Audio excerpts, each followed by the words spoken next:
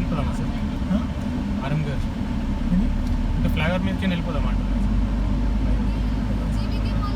అంటే వెళ్ళొచ్చు మేడం ఇటు ఏంటంటే ఇప్పుడు స్టార్ట్ అవుతుంది ర్యాలీ మళ్ళీ మన ఇక్కడ జామ్ అయిందంటే స్టార్ట్ ర్యాలీ మధ్యాహ్నం స్టార్ట్ అవుతుంది అన్నారు చాలా టైం పడుతుంది ర్యాలీ దగ్గర వెళ్ళడానికి అక్కడ ఏమన్నా ఇబ్బంది అయిందంటే మళ్ళీ